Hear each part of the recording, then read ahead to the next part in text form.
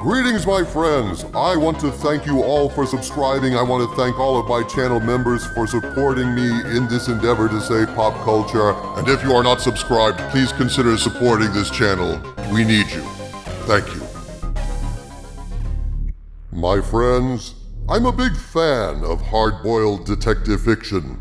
And there's an old adage in crime fiction: the killer always returns to the scene of the crime. Well, folks, today is September 8th, the anniversary of the day when the Starship Enterprise first soared across television screens over this great nation of ours. And ViacomCBS and Paramount Plus and Secret Hideout and Bad Robot have declared this day to be Star Trek Day. These soulless corporate entities have never been accused of having anything even remotely resembling good taste, but there's something particularly abhorrent and repugnant about this so-called Star Trek Day. In any sane universe, it's disgusting seeing a bunch of cultural assassins celebrating the birthday of the very thing they killed.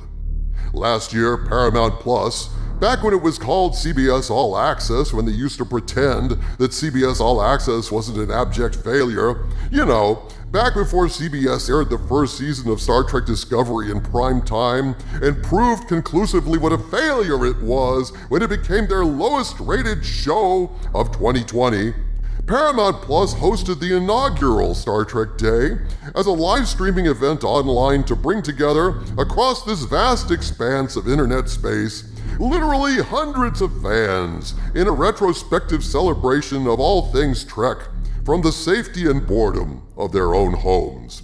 Now the very people who destroyed Star Trek with abysmally idiotic scripts, characters that you couldn't call wooden without insulting wood, and contempt for Gene Roddenberry's optimism manifested in every eye-gouging, severed baby head, and F-bomb, have tied strings to the corpse of Star Trek and are yanking it around like Weekend at Bernie's The Next Generation, pretending to love the very thing they killed and hoping that Star Trek fans are too stupid to realize it. An excellent point, oh future ruler of Earth. It's kind of like if you push the button to release me, I grew as monstrously big as Godzilla on steroids, stomped a house, and then billed the owners of the house for my remodeling services. Yeah, I remodeled it all right, in my signature architectural style I call the modern flat. Very flat. That's not a bad analogy, Harvey, given that Kurtzman and Abrams have essentially rebooted Star Trek like Frankenstein rebooted his monster. What was once alive is now dead, but still shuffling around in a sad, shambling mockery of life. Paramount Plus tried this crap in 2020 on so-called Star Trek Day, and they're desperately pulling this would-be scam again in 2021, hoping that if they play a few clips of Kirk and Spock, that'll make fans forget how they defiled Spock, distorting and perverting his family and history, saddling him with a wide range of afflictions he never actually suffered from, including dyslexia, emotional problems, and a human stepsister. Mikey Spock was the worst of those afflictions, Doomcock. Oh, I saved the worst for last, Harvey. Mikey Spock absolutely humiliated and degraded Spock, making him second fiddle to her in every way, including in the affections of Sarek and Amanda, his own parents. This is right out of the SJW playbook. Tear down the icons of the past that are dear to the civilization you're trying to destroy, to demoralize them and make them pay for, well, whatever. The patriarchy, imperialism, yawn. The thing is, I wonder just how many suckers will get roped into this so-called Star Trek Day. Not many, Doomcock, if past is prologue. Take a look at this, dude. This was a video for Star Trek Day 2020, at a time when Star Trek was every bit as dead as it is now. Look at the views this particular panel got. This video featured a reunion of Patrick Stewart and Jonathan Frakes, Picard and Riker themselves, talking about Star Trek. This video only got 65,000 views after a year. A year, Doomcock. There's no way to spin this. It was a disaster. Shit, dude. Your average video gets more views than that in a day. Yet across all of YouTube, over the course of a year, this epic reunion of two of the biggest stars of Star Trek The Next Generation could only muster 65,000 views, with only 1.9 thousand thumbs up and 88 thumbs down. Can you imagine if it had been a video featuring a reunion of Shatner and Nimoy? I guarantee it would have been vastly more than this ridiculous embarrassment. I mean, 65,000 views? Picard and Riker? There's no better way to say it's dead, Jim, than that stat. I don't know, Doomcock. There's some other stats that are even more damning. Let's check out how Star Trek promotional videos are doing in 2021. Check out these Star Trek videos from Comic-Con 2021. These are official stats listed on the Paramount Plus YouTube videos page itself. Tuning out. Special coverage, which featured Star Trek stuff. 2.8 thousand views total. Comic-Con Peak Animation Special featuring a voice actor giving the Vulcan salute. 1.1 thousand views. Good God. A video of mine gets that many views in like 10 minutes. That's because you're not a corpse whose organs have been harvested and sold on the black market, like poor Star Trek. A Star Trek Lower Decks celebration only got 2.8 thousand views, and Star Trek Prodigy came out the winner with a staggering 6.8 thousand views, largely because of Janeway. But can anyone truly say with a straight face that Star Trek is alive and well with numbers like these? Only those who are completely out of touch with reality, like residents of insane asylums, woke wankers who think social justice didn't exist before they started tweeting on their couches in their foot jammies, and I suppose ViacomCBS programming executives. The delusion among these people is staggering. The denial here. Holy crap! How can you say that Secret Hideout and Bad Reboot haven't utterly ruined Star Trek in the face of such public indifference? As I said earlier, CBS made the huge mistake of airing the first season of Star Trek Discovery in prime time on CBS, and it came out rock bottom in the ratings for 2020.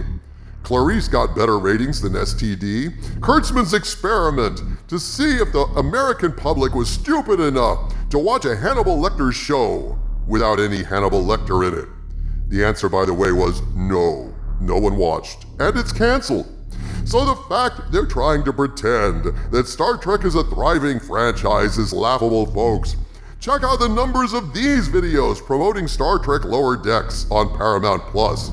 The describing Lower Decks video only got 1.5 thousand views. I can't understand how that video is 3 minutes and 17 seconds long. I can describe Star Trek Lower Decks in 3 seconds. It's shit. There, that didn't take long, did it? You were nicely succinct, Harvey, and accurate. Rinse and repeat for all Kurtzman Trek, which hasn't managed in 4 years to have even one quality scene. Star Trek Lower Deck Season 2 premiere, hosted by one-time star and permanent shill Will Wheaton, only got 12,000 views.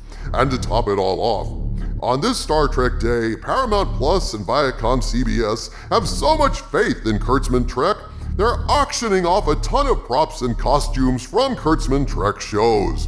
What show in history ever auctioned off props and costumes from the show while the show was still in production? Well, on the one hand, they try to say, hey, we redesigned the costumes, so we don't need them anymore. And yet, what? They're never going to have a flashback episode? Never going to have a time travel episode? Seems to me this is ViacomCBS admitting in the only way that's ever really truthful, i.e. in financial terms, that the early seasons of Star Trek Discovery were such abysmal failures that they will absolutely never want to return to that era again. Yeah, but it's even worse than that, Harvey. I mean, they are also auctioning off costumes from Strange New Worlds, which features costumes and props from the Pseudo Prize. They're selling off number 1's costume from that series, and it hasn't even aired yet. What does this tell us? ViacomCBS is so convinced Strange New Worlds is going to be a failure, they aren't planning a season 2. They're just like, well, this sucked. Maybe if we sell the costumes and props, we can make a little money back. Meanwhile, check under the couch cushions. There's gotta be a few nickels somewhere. It can also be as simple as Paramount Plus so desperately needs money. It was either the costumes or a kidney. Paramount Plus gotta eat. Hate the game, not the player, yo. Maybe if they weren't throwing money at demonstrable failures like Kurtzman Trek over and over again to the tune of hundreds of millions of dollars, they wouldn't be so broke-ass right now. Who can say? But I tell you, Harvey, today the very people who killed the Star Trek franchise are pretending to celebrate the birthday of Star Trek. It's like Stalin sending a happy birthday card to the families of the 60 million people he slaughtered. Ha!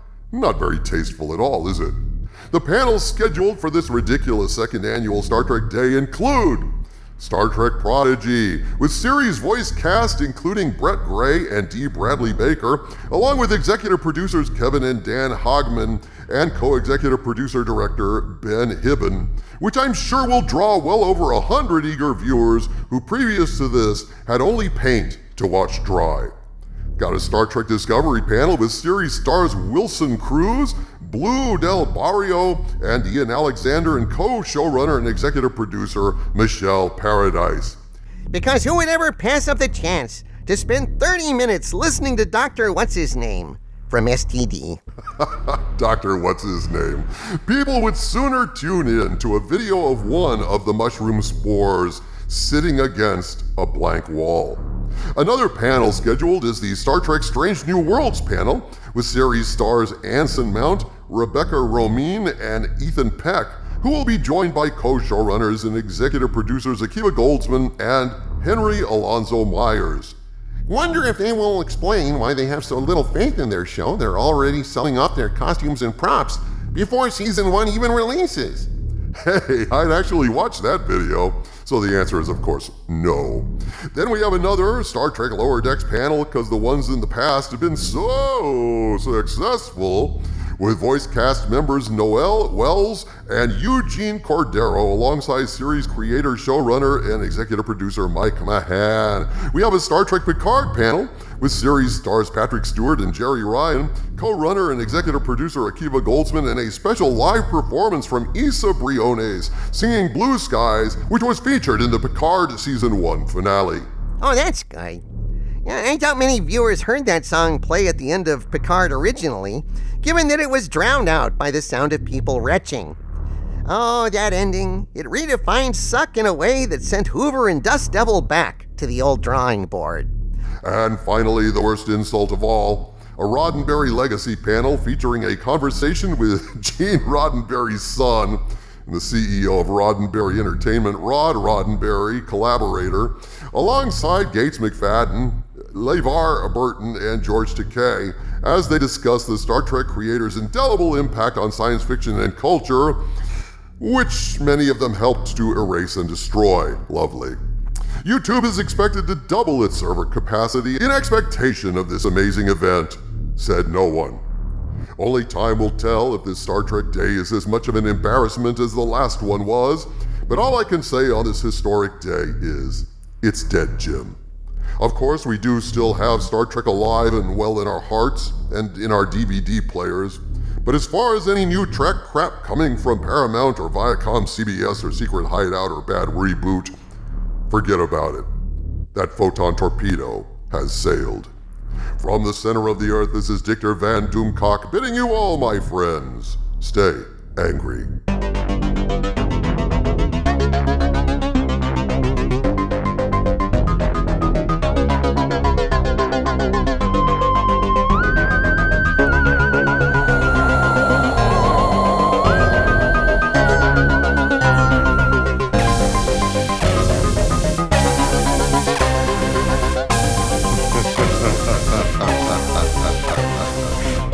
Ha ha ha ha ha ha ha ha ha ha ha ha ha ha ha ha ha ha